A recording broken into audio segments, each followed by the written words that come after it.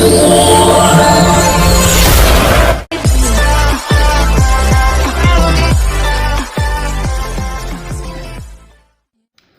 Friends, you are welcome in my channel. My name is Indira. अगर आप CTET या किसी भी टेट की तैयारी कर रहे हैं तो उसके लिए मेरे चैनल से जुड़ें और उसे सब्सक्राइब करें ताकि नोटिफिकेशन आपको सबसे पहले मिले। जैसे कि हमने अपनी प्रीवियस वीडियो में डिस्कस किया था, मीन ऑफ परिवार का अर्थ क्या होता है, उसकी इम्पोर्टेंस क्या है और उस किस तरीके से परिवार में कौन कौन से मेंबर्स को शामिल किया जाता है।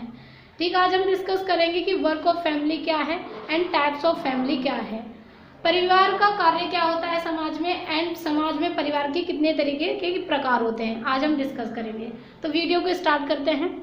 परिवार का कार्य, ये परिवार के 3 मेजर काम होते हैं, जिसमें सबसे पहला है संतान उत्पत्ति, जिसका अर्थ है जेनरेशन डेवलपमेंट, यानी अपनी जेनरेशन को आगे बढ़ाने के लिए समाज में संतान उत्पत्ति की जाती है, जो कि परिवार का ही सबसे मोस्ट इम्पोर्टेंट काम है। अगर हमें अपनी जनरेशन को आगे बढ़ाना है तो उसके लिए हमें संतान उत्पत्ति करनी होती है, जो कि परिवार का सबसे महत्वपूर्ण कार्य है।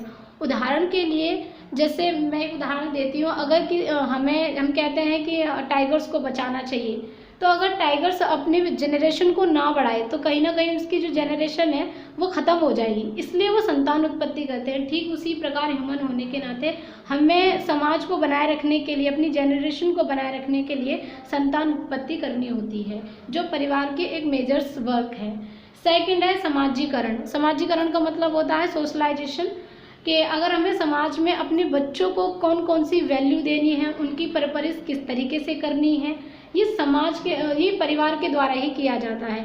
अगर फैमिली बहुत ही एजुकेटेड है, उसमें जो सोशल वैल्यूज़ हैं या सोशल मॉरल्स हैं वो बहुत अच्छे हैं, तो बच्चे का जो समाजीकरण होगा, यानी उसकी जो परवरिश होगी वो भी उसी तरीके से होगी। अगर कोई फैमिली, सपोज कीजिए कि अगर कोई फैमिली है और उसमें जितने भी मेंबर्स हैं सब शराब पीते हैं, जितने उसकी फैमिली में मेंबर्स हैं वो क्या कहते हैं, उनमें जो मोरल है वो कभी डेवलप नहीं हुए और उनके पेरेंट्स जो हैं, उनके फादर हैं, वो शराब पीते हैं, तो बच्चा ठीक उसी प्रोसेस को देखेगा और जब वो बड़ा होगा तो उसमें भी कहीं ना कहीं वही नेगेटिव वैल्यू फॉलो करेगा कि वो भी उसी तरीके का एक क्या करेगा, शराब पीता हुआ अपने बच्चों के साथ क्या करेगा, उन्हें मारेगा, पीटेगा।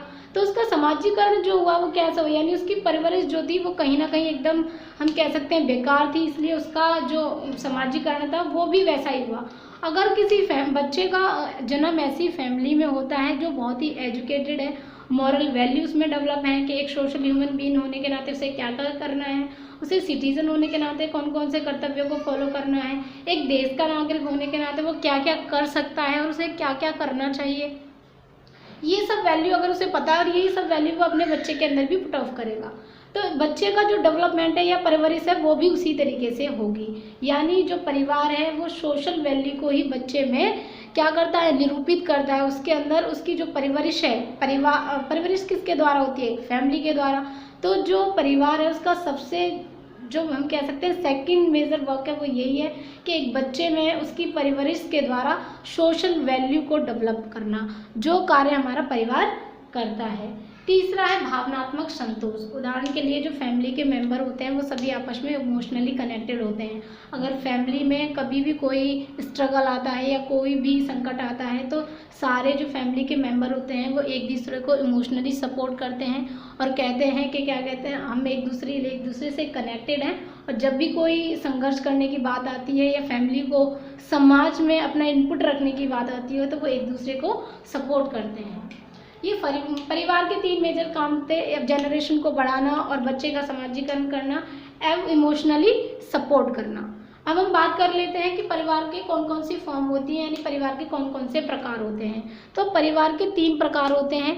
सबसे पहला जो है वो है संयुक्त परिवार, और सेकंड है वो है एकल परिवार, एंड थर्ड है हमारा सिंगल पेरेंट्स परिवार, जिसे सिंगल माता पिता परिवार भी कहते हैं। संयुक्त परिवार ये ऐसा परिवार है जिसे हम ज्वाइंट फैमिली कहते हैं और ये प्राचीन समय में जीवन का आधार था। मतलब जो हमारा जब कहते हैं कि जो समाज की स्टार्टिंग हुई थी तो उस समय जो परिवार का आधार था वो क्या था, संयुक्त परिवार था। ठीक है, तो और आज जो है वो हमारी फैमिली है वो किस पर बेस्ड है, आज जो हमारा समाज है वो एकल परिवार पर बेस्ड हो गया है। पहले हमारे जो समाज था वो संयुक्त परिवार पर बेस्ड था और आज कन्वर्ट होके वो सिंगल फैमिली पर डेवलप बेस्ड हो गया है। तो हम संयुक्त परिवार को जान लेते हैं कि संयुक्त परिवार है क्या। संयुक्त परिवार प्राचीन समय में जीवन का आधार था कि जैसे ही हमारा जो जीवन स्टार्ट हुआ था, हमारी लाइफ स्टाइल स्टार्ट हुई थी, तो वो हमारी ज्वाइंट फैमिली के बेस पर हुई थी। सेकंड है 2-3 पीढ़ियाँ रहती हैं। जो हमारा संयुक्त परिवार होता है उसके अंदर 2 या 3 पीढ़ियाँ रहती है, जैसे कि हमारे दादाजी, फिर हमारे पापा, फिर हम। तो ये 2 या 3 पीढ़ियाँ संयुक्त परिवार के अंदर आती हैं।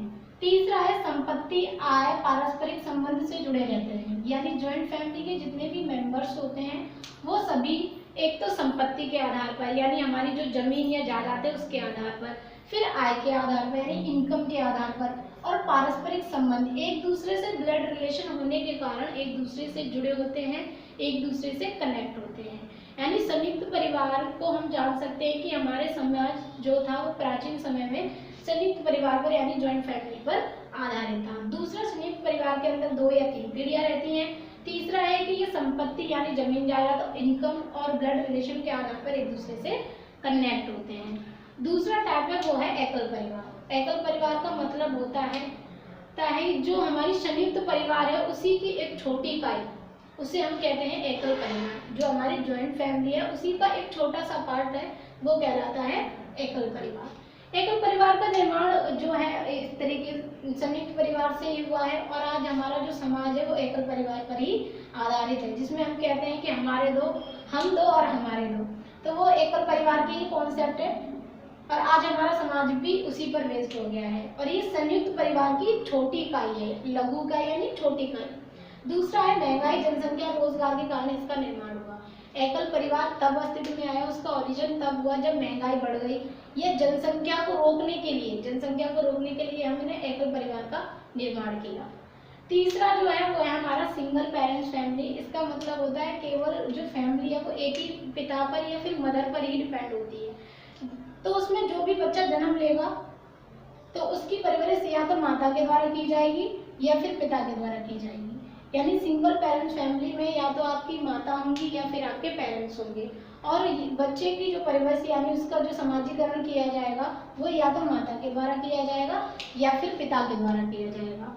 इसका एग्जाम्पल ये होता है कि आप सपोज कीजिए अगर किसी डिवोर्स के द्वारा कोई पेरेंट जो है वो एक दूसरे से अलग हो गए हैं, तो उसमें बच्चा जो है या तो माता के पास रहेगा, बेसिकली वैसे माता के पास ही होता है, या फिर तो उनकी जो परवरिश की जाएगी किसके द्वारा की जाएगी, माता के द्वारा ही की जाएगी। तो वो क्या होगा, वो सिंगल पेरेंट्स फैमिली होगी। यानी बच्चे की जो परवरिश है उसका जो सामाजिकरण है वो किसके द्वारा किया जा रहा है, माता के द्वारा किया जा रहा है, यानी एक सिंगल पेरेंट्स के द्वारा किया जा रहा है। तो वो हमारी सिंगल पेरेंट्स फैमिली होती है। और बच्चा भावनात्मक रूप से जो जुड़ा होता है वो सिर्फ एक ही पेरेंट से जुड़ा होता है, यानी जिसने उसकी परवरिश की है। अगर माता ने उसकी परवरिश की है तो उनसे जुड़ा होगा, अगर पिता ने उनकी परवरिश की है तो उनसे जुड़ा होगा। तीसरा सिंगल पेरेंट्स फैमिली का पॉइंट है कि जिम्मेदारियों का निर्वाह एक ही पेरेंट्स द्वारा, यानी जो बच्चे की जो चाइल्ड केयर होगी, उसकी हेल्थ, उसकी एजुकेशन किस तरीके से करनी है, उसकी परवरिश किस तरीके से करनी है, उसे किस फील्ड में जाना चाहिए, जो पूरी जिम्मेदारी है, रिस्पॉन्सिबिलिटी है, वो एक ही पेरेंट्स निभाएगा, या तो माता या फिर पिता। तो ये हमारे 3 रूप थे फैमिली के, संयुक्त फैमिली एंड एकल family and single parents family, जिनको आज हमने डिस्कस किया। और परिवार के कार्य क्या होते हैं वो भी हमने डिस्कस किए। तो आज की वीडियो को देखने के लिए धन्यवाद।